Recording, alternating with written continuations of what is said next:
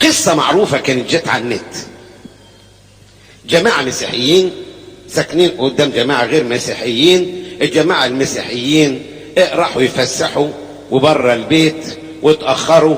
جه الناس يزوروهم، والذين يزوروا المسيحيين جايبين صورة ملفوفة في ورق جورنال متلزقة، وخبطوا على اخواتهم المسيحيين مش موجودين، فخبطوا على التانيين قالوا معلش احنا كنا بنخبط على الست ام جورج ومش موجودة، ممكن بس يسيب عندكم اللفة دي لما يجوا تديها لهم هم يعرفوا ان احنا جينا، هنبقى نتصل. الست اتكسفت قالت طب وماله، الست عندها واد مشلول عمره 11 سنة نايم على السرير، جت تحت السرير وخبت الصورة ان جوزها لو عرف هيخلي يومها مش معدي.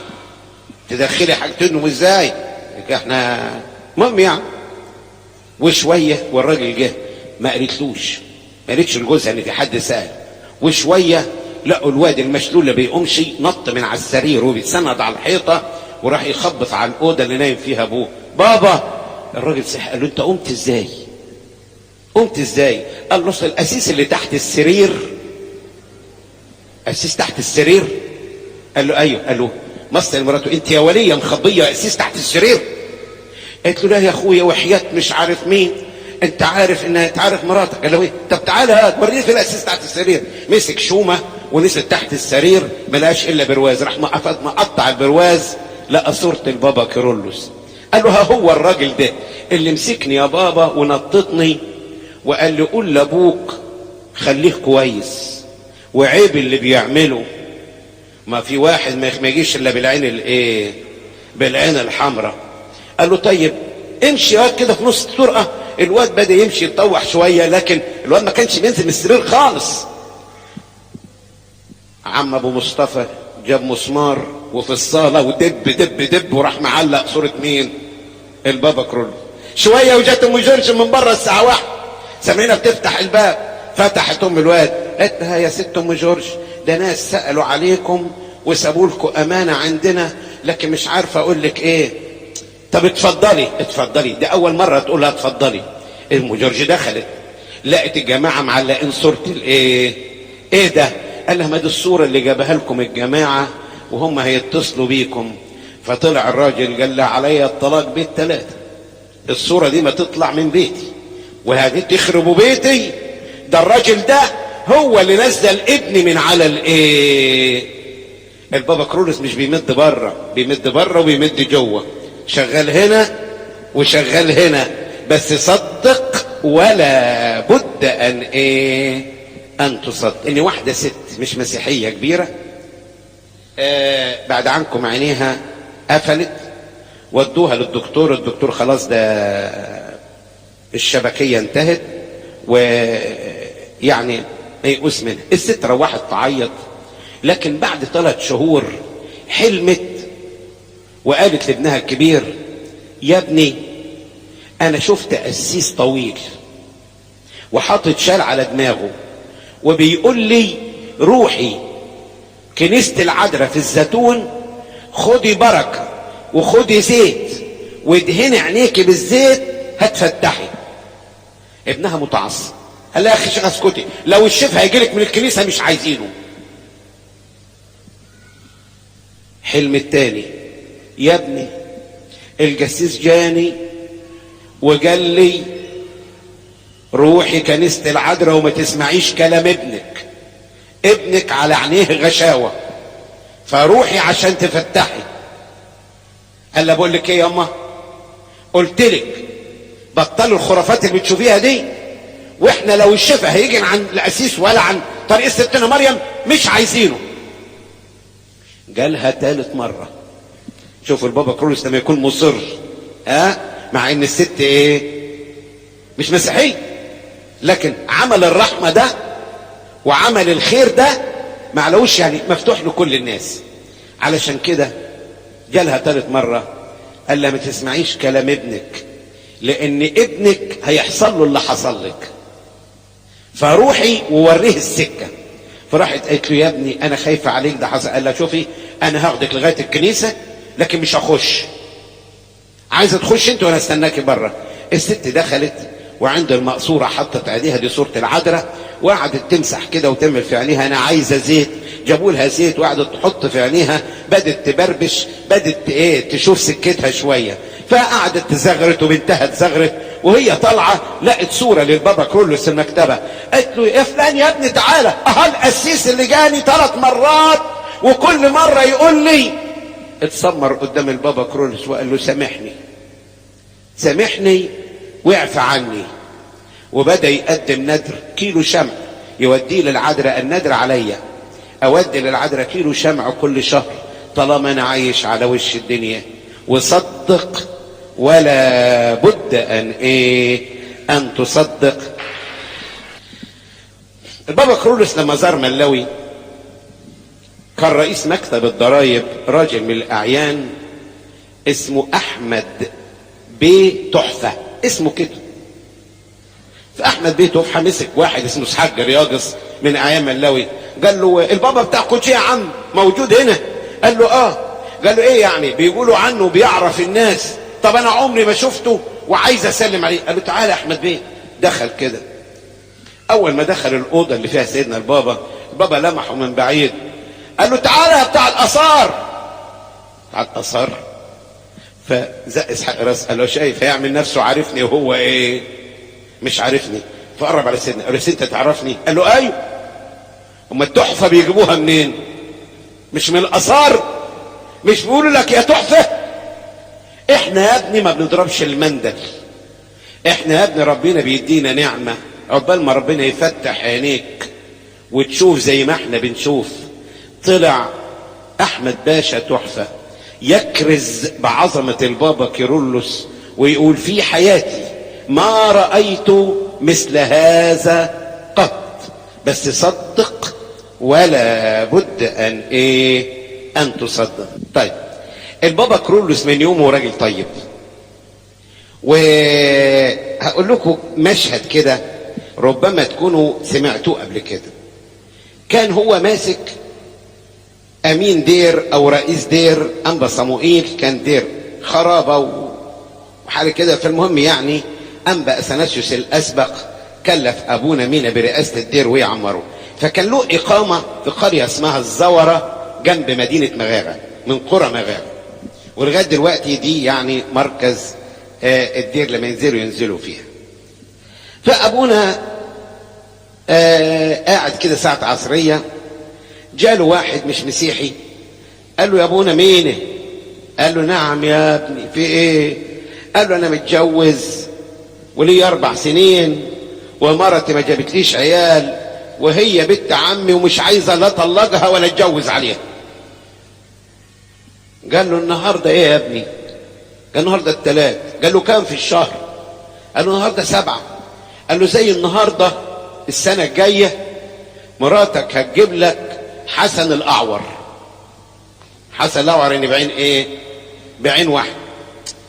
الراجل مشي من عنده زعلان شويه ومبسوط شويه، كويس ان مراته هتجيب له عيل، لكن اعور بس يعيش.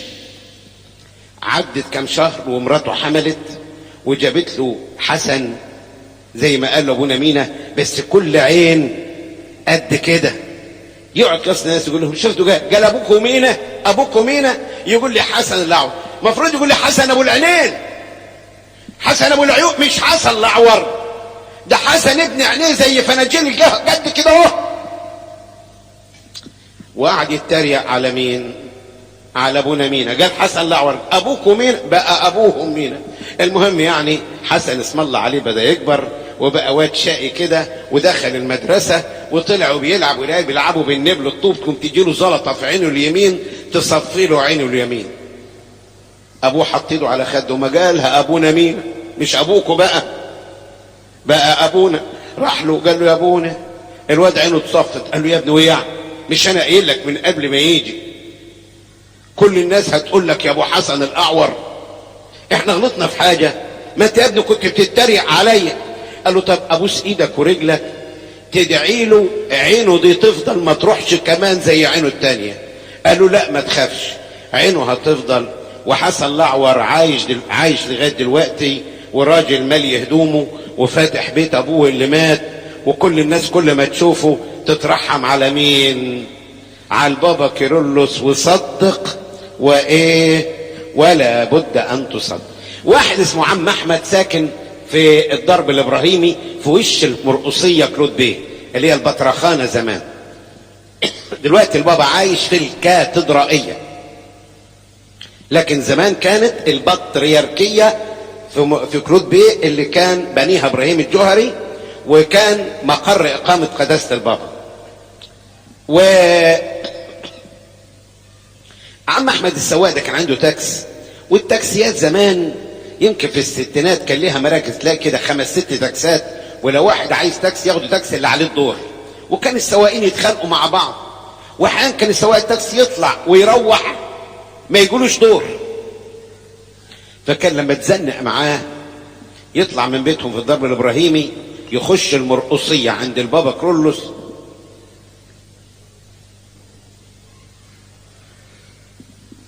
يقول له ادعي لي يا سيدنا ان لا زبون، انا ليا يومين ما خرجتش من البيت.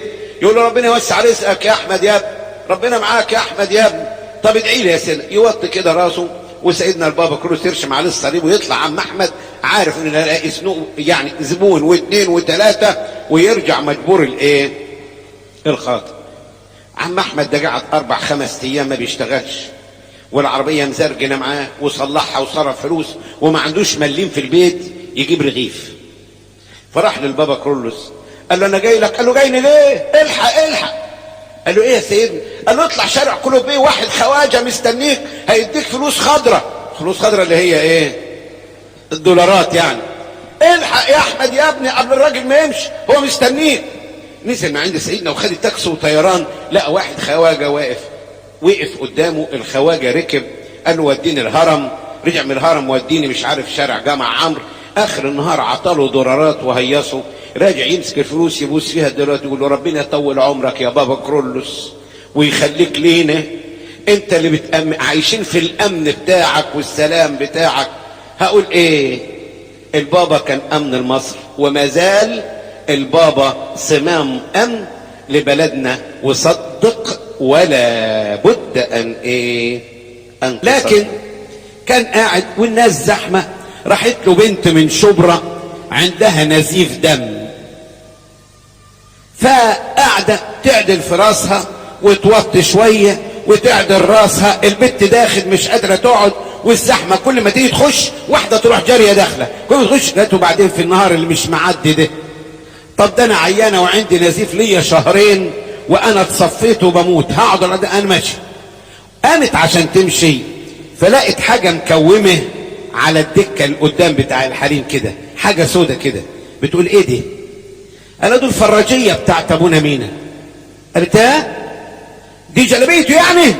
طب راحت ماسكاها ومسحت وشها وقالت يا بركه ابونا مينا المتوحد، يلا صلواتك تشفيني، انا مش قادر اقعد. على ما وصلت البيت لقت نفسها زي الحصان، لقت نفسها الدم اترفع، لقت النزيف انحصر، بقت كويسه، ومفروض القصه خلصت مش خفت، ونالت اللي عايزاه. لكن اتجوزت وخلفت بنتها بعد 20 سنه جالها نزيف زي ما جالها هي ايه زمان. ودوها للدكتور ما جابش معاها نتيجه. قالت لها يا بنتي هقول لك ايه، انا كان حصل معايا الدور ده، لكن يا بنتي انا هقول لك، انا كنت رحت لابونا مين المتوحد اللي هو البابا كرولوس دلوقتي، وما عرفتش اقابله وهو قمص. هتعرفي تقابليه يا بنتي بعد ما بقى البابا؟ قالت لها اعمل ايه يا امي، المضطر بيركب الصعب، هروح وانا وانا ونصيبي. خدت بعضها وراحت البطرخانه. فين سيدنا؟ في كلود بيه. قالوا ده بيصلي عشيه. دخلت حضره العشيه، البابا خارج، فضلت تجري وتزق في الناس، وجت كده على الشال بتاعه من ورا، حطت ايدها على الشال ومسحت وشها. حد شاف حاجه؟ راح بص لها البابا كرولوس كده قال لها يا بنت، هي امك علمتك الصنعه من 20 سنه ولا ايه؟ هو عارف فرجيته حصل منها ايه؟ لان قوه كانت ايه تخرج منه. عجائب الله في قديسيه. انا مش هتكلم على فراجيه البابا كرولوس، انا عارف ان في فراجيه في هنا والفراجيه شغاله والبابا كرولوس. كان عايز اقول لك بس ان البابا حتى الجلابيه بتاعته بتعمل ايه؟ بتعمل نجوزات، مره بالجواب ومره بالايه. في اب كاثوليكي كان اسمه ابونا ادمون في سانت تريس في شبرا، وعي ودخل المستشفى الايطالي في العباسيه، والراجل كان يعني في حاله في العنايه مركزه. حبيبه قوي الدكتور يوسف يواقيم من شبرا، وده من حبايب البابا كرولوس كان. فالدكتور يوسف يواقيم راح للبابا كرولوس قال له يا سيدنا ابونا ادمون بتاع الكاثوليك حبيبي بيموت. قال له طب انا هعمل لك ايه يا اخي؟ قال له لا اديني حاجه بس، الراجل ده انا عايزه ما يموتش. قال له يا حبيبي كلنا هنموت. قال له لا يا سيدنا. قال له عايزه يطلع يا ابني من عنايه مركزه ويرجع. قال له ايه؟ قال طب يا ابني هات البونبونيره دي، البونبونيره اللي فيها الملبس. بابا كرولوس خد بونبونايه وراح مقشر البونبونايه وحطها ببقه ومصها كده مصتين ثلاثه، وراح حطها في الورقه. قال له خد يا عم حط له البونبونايه دي ببقه، هتلاقيه بقى زي الحصان ويروح معاك. دكتور يوسف يواقيم دكتور متخصص، دكتور كبير معروف، خد البونبونايه في جيبه وطلع يجري على المستشفى، داخل على عنايه مركزه، ودخل طبعا دقه مش دريان، فتح الورقه وزقله البونبونايه ببقه. دقه بدا يستطعم البونبونايه وبدا يبربش بعينيه. انا فين؟ قال له انت فين؟ انت في العنايه المركزه. طب قعدوني. الدكاتره اللي في المستشفى يقولوا الدكتور انت حطيت له ايه ببقه؟ قال له حطيت له الدواء. طب ده كان خلاص بيخلص، دلوقتي قعد وتسبه. طب ادينا اسم الدواء عشان الناس اللي حواليه دي. قال لا ما انا ما اقدرش اقول. طب الدواء ده ايه؟ قال لهم الدواء ده راح مادد صباعه في بق ابونا ده وراح مطلع لهم البونبونايه. قال لهم دي بونبونايه البابا كرولوس حطها ببقه وادهاني، قال لي حطها له ببقه. لو لا ابونا بيقول لهم نزلوني نزلوني. تروح فين؟ هتمشى، زهقت من السرير. تمشى، بدأ يتمشى ولا ابونا بيلم عزاله. رايح فين؟ همشي اروح. قال لهم بابا كرولوس قال لي حط له البونبونايه وهتاخده ايه؟ هتاخده معاك. الدكتور موجود لغايه النهارده، حي يرزق يوسف يواقيم ده في شبرا، ويشهد بالعمل ده ويقول السر في البونبونايه. طيب المسألة هنا يا جماعة مسألة سر الرب لخائفيه والمحبة. من يعرف المحبة يعرف ايه؟ يعرف الله. ومن لا يعرف المحبة لا يعرف الله، لأن الله ايه؟ محبة. وابونا ادمون معرفش ان كان عايش ولا لا، لكن عاش مديون طول عمره بالبونبونايه. يا ريته كان خلالي منها مصايه ولا حاجه، لكن يعني اكيد هو ايه؟ خلص عليه. لكن صدق ولا بد ان ايه؟ ان تصدق. مرة البابا كرولوس وهو في ماريمينا حصل امر غريب كده، ان واحد كان شغال في السياحة في باخرة عائمة كده في البحر، والراجل ده عايش في اسكندرية وعنده 5 عيال، وطبعا الناس بياخدوا مرتبات كويسة. جه في يوم من الايام رفدوه من الشغل. الراجل طبعا يعيش ازاي؟ ده عنده 5 عيال وعايش على مستوى معين. الراجل خد بعضه وخد عربية وراح دير ماريمينا، البابا موجود هناك، وركع عند سيدنا تحت رجليه. رفدوني يا سيدنا. يعني ده انا صاحب عيال، 5 عيال يا سيدنا، اعيش ازاي؟ قال له حلو حلو، مبروك مبروك مبروك مبروك يا سيدنا. بقول لك رفدوني وانا عندي 5 عيال. قال له ما يا ابني رفدوك عشان عيالك. قال عشان عيالي يا سيدي، انا كتبت التماس ان ارجع تاني. قال له لا يا ابني مبروك مبروك. الراجل طلع قال حاجه من 2، يا انا مجنون يا البطرك ده مجنون. اقول له رفدوني يقول لي مبروك، اقول له انا صاحب عيال ورفدوني يقول لي رفدوك عشان خاطر ايه؟ عيالك. فهموني يا ناس، انا مش فاهم. المهم طبطبوا عليه ومشي، ويعمل ايه؟ ساب الامر. البخرة بتاعته مشيت، لكن الجرايد كتبت بعد اسبوع ان البخرة غربت بالركاب بكل اللي فيها. رجع لسيدنا قال له امنت يا توما انهم رفدوك عشان خاطر ايه؟ عشان خاطر عيالك. لو كنت في الشغل كان زمانك يا ابني فين؟ في خبر كان. لكن ازاي البابا عرف وازاي جاب له النتيجة ان مبروك رفدوك من الشغل؟ ده الواحد لما يشتغل نقول له مبروك، لكن لما يترفد نقول له مبروك. اسألوا البابا كرولوس، انا ما اعرفش، لكن صدق ولا بد ان تصدق. مرة البابا كرولوس رايح دير مريمينة، وقبل الدير في حتة اسمها برج العرب حوالي 7-8 كيلو كده، والعربية وقفت ما فيهاش الا سيدنا والسواق.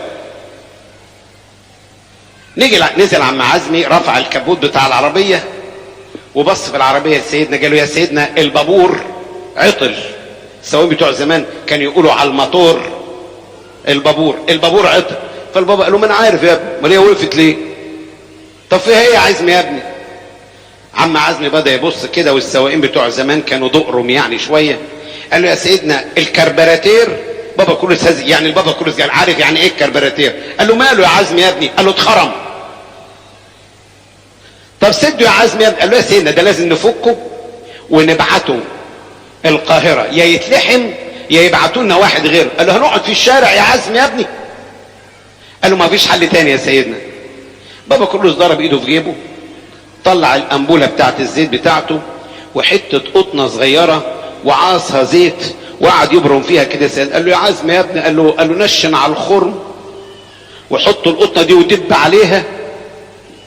فعم عزمي ضحك قال له سيدنا انت راجل طيب، يعني لما يكون عندنا حاجه مزرجنه نحط عليها زيت عشان نلينها، فالقطنه دي هتتنطر. قال له يا ابني خد من عبد الله واتكل على الله. قال له حاضر يا سيدنا. عم عزمي خدها ونشن على الخرم اللي شافه كثير وبالزراديه ودب عليها لزقت. دور يا عزمي يا ابني العربيه دارت. سيدنا بركتك يا سيدنا توصلنا الدير. المهم عم عزمي ماشي والبابا كله يقول له اوعى تشيل ايدك. قال بتكلمني يا سيدنا؟ قال مش عليك انت يا ابني. شويه يقول له حط صباعك، اوعى تشيل صباعك. بتقول حاجه يا سيدنا؟ قال له مش عليك يا عزمي يا ابني. قال له يا سيدنا هتجنني، هو في حد في العربيه غير قداستك وانا؟ قال له مش عليك يا ابني، اطلع يا عزمي يا ابني. وعند باب الدير على طول العربيه بطلت. قال له وي ليه شلت صباعك من على القطنه يا اخي؟ قال له سيدنا هو انت بتكلم مين؟ قال له مريمين يا ابني كان حاطط صباعه وسدد لك الخرم. هو ما صدق وصلنا لغايه الباب. قال له يا سيدنا الموتور سخن. قال له يبقى اتلسع يا ابني عشان كده شال صباعه. مين يحس بيه يا جماعه؟ البابا كرولوس ومارينا دي علاقه بقى يعني يعجز عنها الكلام واللسان. لكن مره واحد شاب حلو كده يعني كان في كليه صيدله ودير مريمينا لسه جديد واحنا بنتكلم على مريوطيات. واحد شاب من امبرويس قابل الاخ ده وقال له اما دير مريمينا تروح دير مريمينا؟ قال له ده انت فاتك نص عمرك، ده انا رايح تعال وفي دير هنفطر حته فطاره في دير مريمينا عمرك ما اكلتها في حياتك. صاحبنا بتاع الصيدله بقى عم يفكر في التركيبه بتاعت الفطاره. اكيد هيجيبوا لنا بسطرمه، اكيد هيعملوا لنا بيض مش عارف بالجبنه الفلامنك، اكيد هيعملوا لنا. وراح هناك يا قلبي ما تحزن لقاه طبق فول. بقى ياكل الفول. بص صاحبي يقول له بقى انت عمال تقول لي حته فطاره بقى انت جايبني يا عم؟ ده انا عندي نجف اجيب لك فول ولا عند التابعي عند احسن محلات وجايبني من اخر الدنيا؟ هو من قله الفول في مصر تقول لي فول ودير مريمينه؟ المهم اكل على مضض ونزل. وهو نازل لقى الناس بتجري هنا. ايه الحكايه؟ قالوا البابا جه. بابا كرولوس جه. طيب دخل يصلي وجي سيدنا عند صاحبنا ده ولحلفح وقلم على قفاه طاخ وقال له ايه يا اخويا مش عاجبك الفول بتاع مريمينه؟ هو فول نجف احسن من فول مريمينه؟ طيب يا دكتور بكره هتاكل فول على طول. صاحبنا خد طلع يقول لك الباقي اكل فول على طول ليه؟ اعيش فقري؟ مش هلاقي انوع اكل فول وطعميه، لكن فول على طول. لفت شويه ايام صغيره، الاخ ده قدم نفسه للجيش وخد اعفاء، قال اروح اخد خلوه في دير مرمينه. لم هدومه وراح دير مرمينه، عجبه الحال مرضيش يرجع، وقعد هناك عشان ياكل فول على ايه؟ على طول. ومشيت معاه وكبرت فوق دماغه. بعد ما كان بياكل فول على طول عايش في الهنا على طول، لكن جابها البابا كرولوس من الكنترول. صدق ولا بد ان تصدق. واحدة ما كانش عندها اطفال وبسلامتها اتشفعت بالبابا كرولوس، كان بابا كرولوس عايش، وراحت له قالت له يا سيدنا ما عنديش ولاد واعمل معروف. هو بقى كان يحب مريمينا قوي حبيبه، فقال لها تعالي يا بنتي، حط الصليب على راسها، قال لها خلاص هتجيبي مينا وتعمديها عندنا. قالت له هنا يا سيدنا. قال لها بقول لك عندنا. قالت له عندنا فين يا سيدنا؟ مش هنا مكان سيدنا. قال لها يا بنتي انا هعزل، انا هروح مريمينا معزل، انت هتجيبي مينا وتعمديها عندنا فين؟ مريمينا. بعد شهر البابا تنيح، وبعد شهر تاني الست حملت، وتم نقل البابا كرولوس يسمانه الى دير مريمينا، وراحت فعلا عمدت ابنها فين؟ في دير مريمينا. كانوا نقلوا، قالت فعلا البابا كرولوس قال انا معزل وهتعمديها عندنا فين؟ في مريمينا. هو كان راسمها كده مرسومه كده، عارف رايح فين وجاي منين. وصدق ولا بد ان تصدق. واحده كانت في اسكندريه عيانه وبتطلب البابا كرولوس بشده قوي، وتنام تصحى يا بابا كرولوس، عينها تغفل يا بابا كرولوس. فظهر لها البابا كرولوس قال لها عامله دوشه ليه؟ في ايه؟ قلت له انت جيت، طب اقعد جنبي يا سيدنا. ده انا قال لها مش فاضي عندي شغل. قلت له عندك شغل؟ رايح فين؟ قال لها بنتي في واحد من الاباء الاساقفه تعبان في الصعيد، رايح اجيبه معانا. طب وانا يا سيدنا؟ قال لها خلاص. خبطها بالصليب على دماغها خفت. قضت اليوم، اخر النهار بدأت تتحرك وتنزل. تاني يوم جابت جرن الاهرام، لقت فيه نعي نياحة الانبا بيمن اسقف ملوي وانصنة. قالت ده بيقول لي في اسقف تعبان في الصعيد ورايح اجيبه، يبقى كان رايح يجيب مين؟ الانبا بيمن بتاع ملوي. اصل يعني عايز اقول في حاجات كده احنا ما نفهمهاش الا بعدين. وصدق ولا بد ولا بد ان تصدق. واحد اسمه عم لبيب، دي حكاية بقى عكس. عم لبيب ده راجل تعبان وبيطلع في الروح، لكن يعني ربنا نفخ في صورته، وعياله قالوا يا سلام يا عم لبيب، ده انت يعني بقيت كويس اوي. الراجل ده من الشرقية، انا اعرف ولاده. بص لقى حلم بالبابا كرولوس. البابا كرولوس قال داخل عليه واخد له طبق مليان عيش سندوتشات. فالراجل عم لبيب بيقول له ايه؟ البابا كرولوس في بيتنا ويجيب لنا سندوتشات.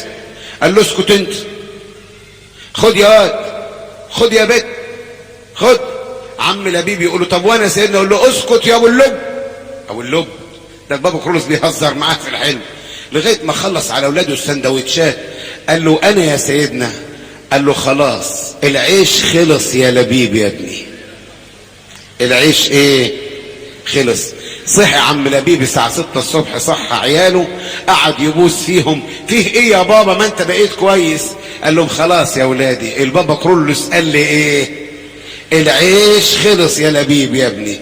طب يا بابا ما انت كويس؟ قال لهم بس كده صلوا ابانا الذي وصلوا لي. الراجل قعد وسطهم دلدل دماغه، ولاده صلوا ابانا الذي. يا بابا ارشم الصليب، انت نعست وانت قاعد. بيقلبوا في عم لبيب، لقوا عم لبيب العيش العيش خلص يا لبيب يا ابني. وصدق ولا بد انتوا اخونا رفائيل اللي هو ابونا رفائيل افامينا دلوقتي خلاص الغزاله بتاعته اشتغلت وخلاص شعنن وعاوز يروح الدير يترهمه. يا سيدنا انا ماشي، شوف لك حد يخدمك. خلاص يا ابني ليه يا رب. فلم الكرافتات بتاعته والبنطلونات ولمع جزمه وخد شنطه وهيطلع الدير، والبابا كرولوس اصبح من غير ايه؟ من غير تلميذ. فواحد من جزيره بدران جاله جواب، هو معاه دبلوم معلمين، جاله جواب تعيين مدرس، فراح للبابا كرولوس قال له بارك لي يا سيدنا الجواب عشان اتعينت مدرس. بابا كرولوس قال له مبروك. خد الجواب حطه ايه؟ في جيبه. يا سيدنا الجواب اللي هروح ايه؟ استلم به الايه؟ قال له ما انت اتعينت يا ابني خلاص، بس لازم يا سيدنا اروح بالجواب. قال له ما انت خلاص يا ابني اتعينت تلميذ يا ابني. قال له يا سيدنا ده انا معايا دبلوم معلمين، اتعينت مدرس.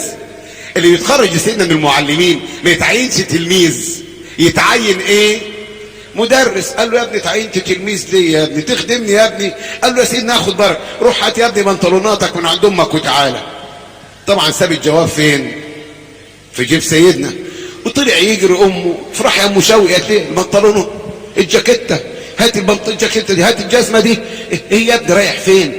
قال لها اتعينت تلميذ يا ماما. قالت له اسم الصليب عليك يا ابني وعلى عقلك، واحنا نصرف عليك وتتعين تلميذ؟ ما انت يا ابني خلصت مذاكره. قال لها اتعينت تلميذ للبابا كرولوس. قال له بابا كرولوس؟ طب وتلميذه راح فين؟ قال لها اترهبن. طب واللي قبليه؟ قال لها اللي قبليه برضه اترهبن. ضربت على قلبها قالت له عيني يا ابني. لا قال البابا كرولوس ايه؟ يرهبنك. جوزها كان راجل طيب الله يرحمه، عم ابو شوقي، كنت اعرفه شخصيا. قالت له ابو شوقي. قال لها خير يا ام شوقي. قالت له تعالى نروح للبابا نشوف سرم الواد يا اخويا ابننا الكبير، وهم ناس من الزقازيق وناس طيبين قوي. المهم عم ابو شوقي لبس البدله المحترمه وخد ام شوقي في دراعه وراحوا رايحين على البابا ايه؟ كيرلس. كان عم شوقي وصل. قالت يا سيدنا انا ابو شوقي. قال وام شوقي ابو نعم. قالوا يا سيدنا الواد شوقي ده اول فرحتنا واحنا. قال يا ست وانا اكلته؟ ابنك قدامك، عايزه تاخديه خديه، عاوزه تسيبيه يخدم معايا اهلا وسهلا. عندك كم واد؟ قلت له بصراحه يا سيدنا كده انا هقول لك على حاجه، اجيب لك من الاخر، انا خايفه لا نسيبه لك ومع الايام تاخده ايه؟ ترهبنه. قال لها عندك كم واد يا ست؟ قالت له عندي 3. فراح رفع ايده كده قال لها يا رب ال3 يتسودوا يا رب، يتسودوا.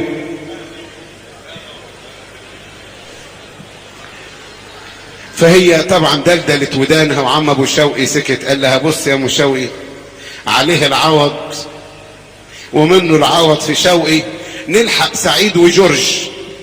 خد ابو شوقي خد ام شوقي ونزلوا على البيت. المهم لفت الايام سنه والتانيه، والواد سعيد اخو شوقي قال يا ماما انا رايح خلوه دير الانبابوله في البحر الاحمر. انت هتيجي امتى يا سعيد؟ قال لها شوفي هم اسبوعين 3 4 كده، اذا غبت 3 اسابيع ما تتخضيش، اذا غبت 4 اسابيع ما تساليش. قلت له يعني؟ قال لها بس يعني بقول لك هتفهمي بعدين. لم عزلاته وكتباته وراح طالع على دير انبابوله ما رجعش تاني. ادي تاني ايه؟ ادي تاني نمره. طبعا اتنيح البابا كرولوس والاخ شوقي راح دير البراموس، وحاليا ربنا يحافظ عليه متوحد، خد سكه ابوه عايش في الجبل اسمه ابونا منتياس المتوحد، بينزل الدير كل حين ومين، ما حدش بيشوفه خالص حتى من الرهبان، واخد سكه ابوه البابا كرولوس. فامه شوقي قالت يا ابو شوقي نلحق الواد الثالث للبابا كرولوس، تتجوز يا جورج. جات له على الطبطاب ما فيش غيره. قال لها اتجوز يا ماما انا تحت امركم. لموا الجرشينات وجوزوا جورج. جورج بيخدم في كنيسه ماريمينا اللي في اول شبرا. البابا لما خدام ماريمينا والكهنه عشان يختاروا كاهن، عم جورج ده مش موجود، اختلفوا. فالبابا شنوده ربنا يدرسه قال ايه رايكم؟ انا عايز اسماء امناء الخدمه. وارفعوا قلبكم دلوقتي نصلي كلنا ابانا الذي، ربنا يختار اقول لكم لو دخل امين خدمه دلوقتي جاي متاخر هنرسمه قسيس. خلاص يا سيدنا خلص الكلمه ولقى الباب بتاع القاعه بيخبط. مين؟ بسلامته جورج داخل. انت مين؟ قال له يا سيدنا ده اخو ابونا فلان اللي في دير الانبابوله واخو. قال خلاص بقى اسمه ابونا انطونيوس في كنيسه ماريمينا في الترعه البولائيه مع ابونا في شي صدقي، وكنيسه معروفه. واتحققت الكلمه يا رب الثلاثه ايه يتسودوا. وتسودوا ولا لا؟ وصدق ولا بد ان ايه اثناء وجود ابونا شنودة اظامينا في مصر القديمه لما كان ماسك الطاحونه، في واحد كده في اطراف مصر القديمه في توه، وفي اخر السكه دي كنيسه، كل ما واحد يعدي يلقح كلمتين، واذا لقى شاب عافي يقوم يعمل في توه. راحوا قالوا لابونا شنودة، ابونا شنودة ضحك تضحك عليه يا ابونا؟ قال له يالا. قال ايوه. قال انا عندي العصايه اللي كان بيمسكها ابونا مين المتوحد، تقدر تاخد العصا دي وتروح تخبطه بيها خبطه وتيجي لو خبطته خبطه بعصايه البابا كرولوس.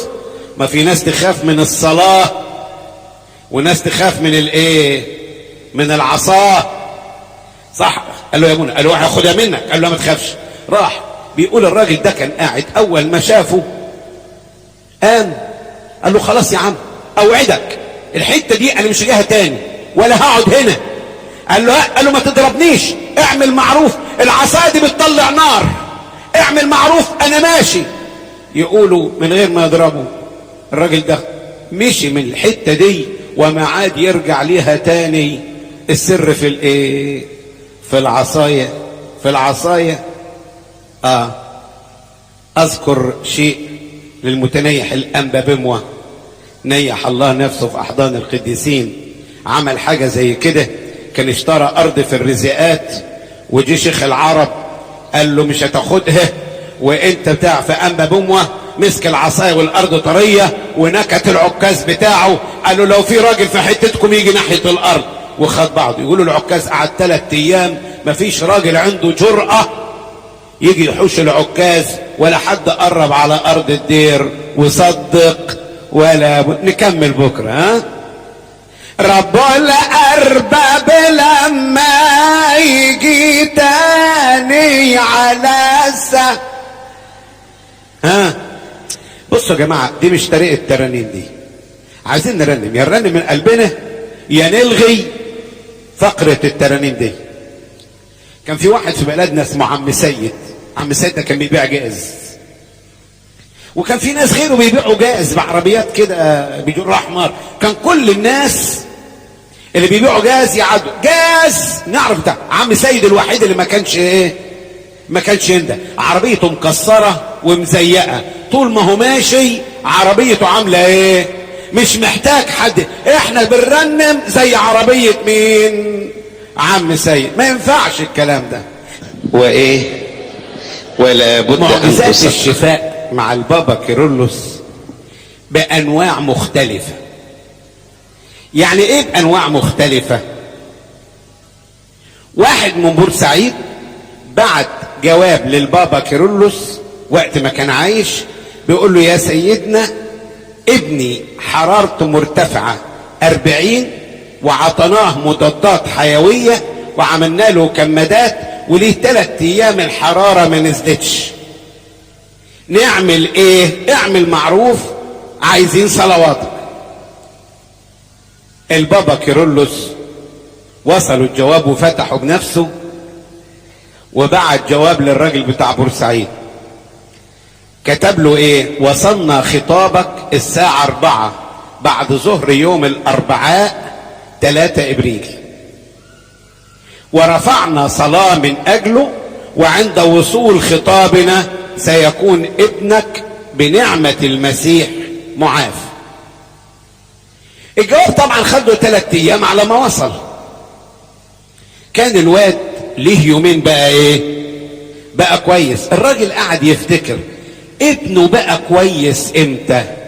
الراجل قعد حدد كده، قال فعلا الواد حرارته نزلت يوم الاربع الساعة 4 زي ما البابا ايه في الوقت اللي هو البابا ده يا جماعة كلمته نفاذة، لانه واخد سلطان، لان المسيح قال لهم ايه؟ اذهبوا اعملوا ايه؟ اشفوا مرضى، اخرجوا شياطين. شفاء بجواب، بجواب. طلبة البار تقتدر كثيرا في فعلها. وبيقول ايه كمان؟ صلاة الايمان تعمل ايه؟ تشفي المريض. وان علشان كده الكنيسة فيها سر اسمه سر صلاة المرضى او سر الزيت او القنديل من اجل شفاء الامراض. علشان كده اقول صدق ولا بد ان تصدق. في يوم من الايام قال يا عزمي يا ابني جهز العربية عشان نسافر. الجو صح والدنيا تمام فيش اي حاجة، لكن عم عزمي دور العربية وجابها قدام الحتة اللي سيدنا قاعد فيها، وما ان سيدنا حط العمة على دماغه وقامت العواصف، عم عزمي ما يقدرش يشوف متر قدامه. طلع البابا كرولوس وقف كده، حط العكاز تحت ايديه واستنى ان العواصف تهدى. مفيش. ان العملية مفيش. وبعدين في الحكاية دي يا ابني عايزين نروح. قال له خلاص يا عزمي يا ابني. قال له غيرت رأيك يا سيدنا؟ قال له لا يا ابني هروح اصالحه. اتمشى البابا كرولوس وراح قدام الانبوبة بتاعت مرمينا وقال له انت زعلان وعمال تنفخ في الهوا. طب احنا مش هنغيب عليك، حقك عليا، انا كلها اسبوعين وهرجع لك تاني. ووطى البابا كرولوس وباس الانبوبة ورفع راسه لفوق وصار هدوء عظيم جدا. رجع يركب العم عزمي، قال له عملت ايه يا سيدنا؟ قال له رضيته يا ابني، اصل بيصعب عليه لما نيجي ماشيين فمش عاوزنا نمشي اسبوعين ونرجع له تاني. معلش الناس الكبار والسمائين دول يحسوا ببعض، ده احنا ممكن نكون في بيت واحد ما نحسش ببعض، لكن السمائيين دول لهم لغة تانية وطريقة تانية تعرف تصطلح مع مريمينا زي ما البابا كرولوس كان بيصطلح معاه. لكن صدق ولا بد ان تصدق.